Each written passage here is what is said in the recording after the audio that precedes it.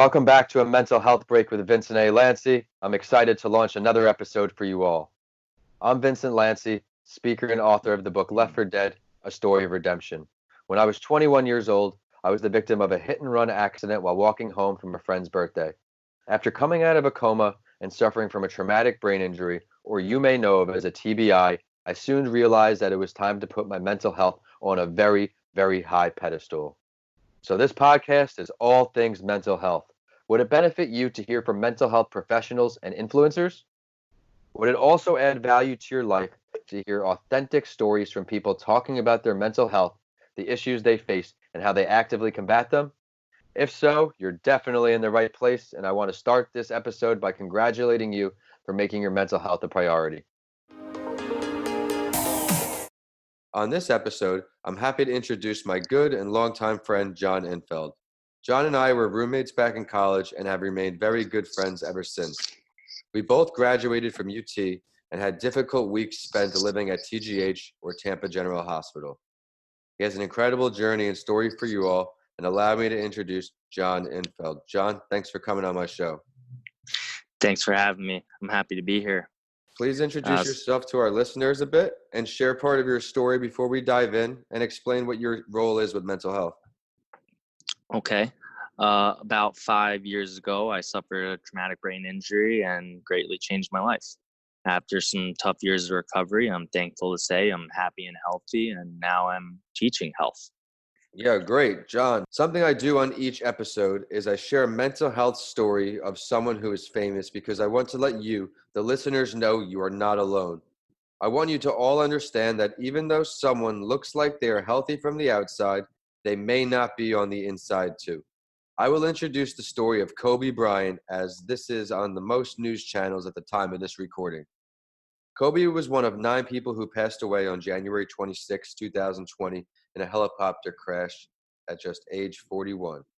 His legacy features being one of the all-time NBA greats, but also for mentorship and advocacy off the court.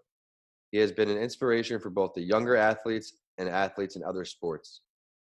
Brian has looked at mental health issues and decided to take them head on. He looked at the rising rates of anxiety and superheaded a children's podcast called The Punies. The podcast shares important life lessons on how to manage anger and fear of not fitting in, how to work with other people on a team, and how to learn from failure. He's also done work with Why We Rise, a campaign for the Los Angeles County Department of Mental Health. He advocated on doing his part to reduce the stigma of depression, anxiety, and other issues, along with the importance of being vocal about mental health. Also, on another front, children are only playing on an average of 3 years in sports. He was working with other stars in Wayne Gretzky, Sue Bird, and Mookie Betts to advocate for children's creativity and freedom in sports to keep the game fun. Jon, what do you like most about Kobe's story relating to mental health? I think it's all great, what he was doing with the podcast and, of course, what you're doing now. We have the means to do it now. These growing issues like depression, anxiety, or the decline in youth sports can and need to be effectively addressed. Like you said on the previous podcast, the release of endorphins through exercise is crucial to our mental health. And like Kobe, with the help of others, was advocating to give children more sports. Absolutely. I think it's important. I wanted to share this story because a lot of people obviously know how he is on the court, but they don't really know all of the work that he's doing between Why We Rise, the podcast. Let's get into the main event, Jon. On each episode, my guest and I go over these 6 questions. My goal is to feature many valuable guests on this series, including people talking about their mental health, doctors, and also influencers. By doing this, I hope to deliver as much value as possible to the listeners. You ready, Jon? Yeah, let's go. Great. Many would agree that the more common or talked about types of mental illnesses are mood disorders, anxiety disorders, or schizophrenia disorders. What area did you start to come across the most? Well, I definitely struggled with anxiety and mood swings immediately after my injury. Managing these things on my own was the most difficult. Finding the right people to talk to took time while getting back on my feet and in the right routine. Yeah, let's talk about a little bit how you spent some time in the hospital. Share with our listeners a little bit of the story.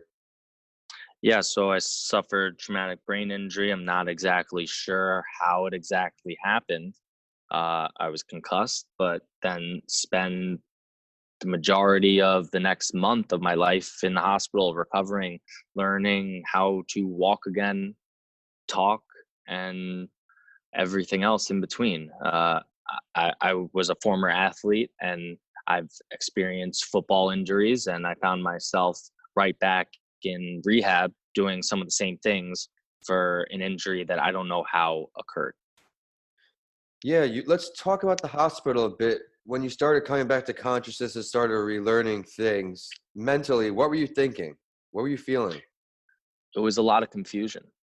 It was trying to piece things together in the most simplest form. Like, why am I having trouble walking? Look how old I am. I'm a grown man. Everything from not being able to eat at the start and learning how to do that again. So it was just basically a restart for me. Absolutely. Well, you're doing great now and you're back on your feet. So maybe let's talk about now the point where you decided a career relating to some area of mental health was the right career for you. You mentioned you were a bit of a health coach. Let's talk about it. I've always been a health conscious person as an athlete growing up, like I said. And at the University of Tampa, I studied public health and wellness. And after my injury, I knew that I had to pursue a career in the field. So what was your first entry to the field? What was your first role like? I was thankful to be a part of the human performance lab at the University of Tampa as an intern, and that really spearheaded, like you said, just continue to boost my interest in the health field.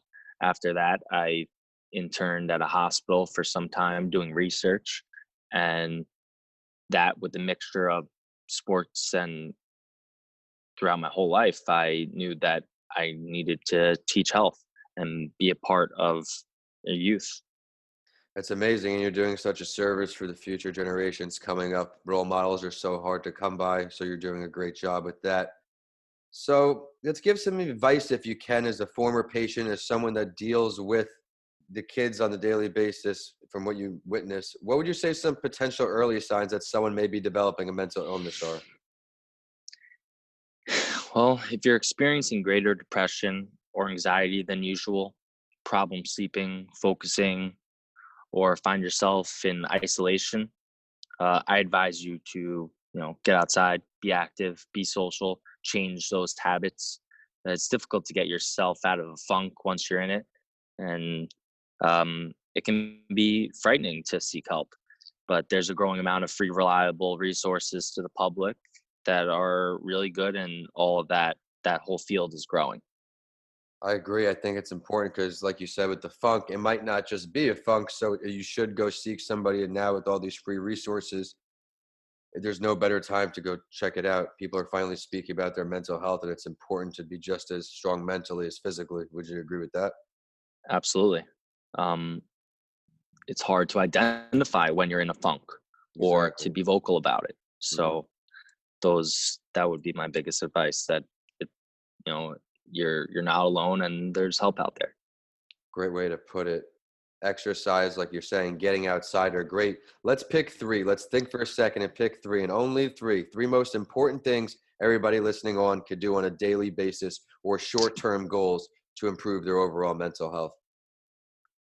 Well, I think those things that we said were all very important, and the next three things I would say all stem from one another. Number one, I'd have to say being active, again, finding a hobby, doing something that you love. That'll really help. Two, I'd say stay busy, something that you love, stay connected with work, friends, exercise, family, just not isolating yourself, like I said prior. And three, surround yourself with good, positive, dependable people. Again, either coworkers, friends, family, and share what's on your mind. Again, this is not something that can be done alone. Yeah, talking is the best thing for me, at least in the beginning. After my brain injury, I kind of neglected it, thinking I didn't need it. And then once I started actually seeking therapy, it paid off so much. Absolutely. Yeah, so staying busy and all of that, I like the way you put that because there's multiple things. We had Dr. Basio on the show a few weeks ago, also a University of Tampa guy like us, where he said it was important to have multiple things going on in your life like that. That way, if one thing goes down, your whole world isn't tanked. Not everything's over. If you have a girlfriend or boyfriend, or you have friends or work or a club or a hobby, you're well balanced. Absolutely. Yeah, so now those are some good short-term ones we just talked about. What are two long-term commitments you can give our listeners to help create a healthier mindset? So I think just that you said it, set goals that you can work towards on either a daily or weekly basis, something that you can track.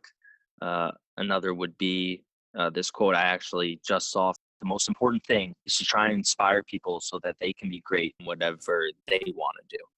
And now I know more than ever that working with the youth in sports and in school Yeah. is greatly rewarding, Who said that teaching, quote? inspiring. That was Kobe. Okay. Yeah. Yeah. I saw that on a ESPN page from Instagram. Yeah. Give us one more, John. What's one more long-term commitment someone can start taking on to start thinking more clearly?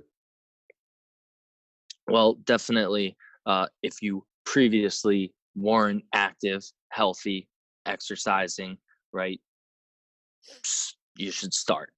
It's the best thing for you, the best thing for your mental health. I've talked to doctors before, and that's their first thing they say every time.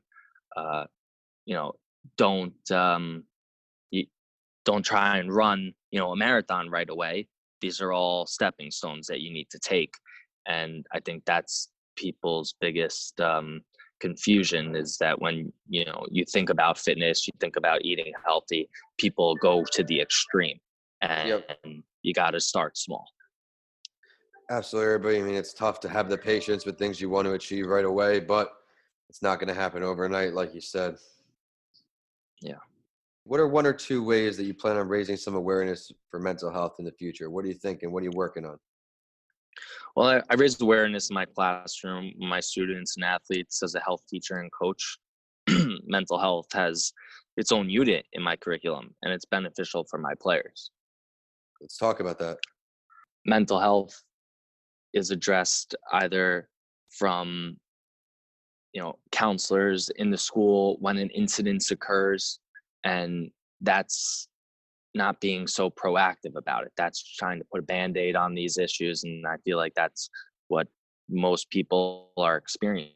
Best thing that we can do, again, is be proactive about it and learn how to deal with these instances before they become too big, before we fall in that funk. Thanks so much, John. I know our listeners are going to see all the value in your episode today. I loved everything you spoke about, but I really enjoyed how you talked about just finding a hobby, finding something you're passionate about as a way to improve your mental health, because it is that simple sometimes to do small things to start improving your overall mental health. But it's time for the last word. I do this on my other podcast, What It's Really Like to Be an Entrepreneur Too, because I want our listeners to really get to know my guests. Is there something that you would like to share that we did not get to touch on yet today? I stress this isn't a quick fix in most cases, and yeah, help is out there. Just because one doctor or book or speaker didn't work and right away, that's okay. But you need to stay driven and find what works for you. Thanks, John. Why don't you go ahead and share your social media website or whatever ways that you have for people to get in touch with you so people could follow your health journey? Yeah, people can reach me on Instagram at Johnny_Chase. I'm most active there. Everybody, remember you can also check out the show on Instagram and Facebook at A Mental Health Break, and we're on Twitter at Podcasts by Lanci. I'm at Vincent A. Lanci on all social media and YouTube, and my website is vincentalanci.com. Be sure to check out my book, Left for Dead, A Story of Redemption on Amazon now, and DM me or email me. Let me know what you think. If you liked today's episode, please continue listening and rate A Mental Health Break with Vincent A. Lanci 5 stars. I work very hard to find value-delivering stories for you on each episode. Thanks for listening, and I'll see you on the next episode of A Mental Health Break with Vincent A. Lanci.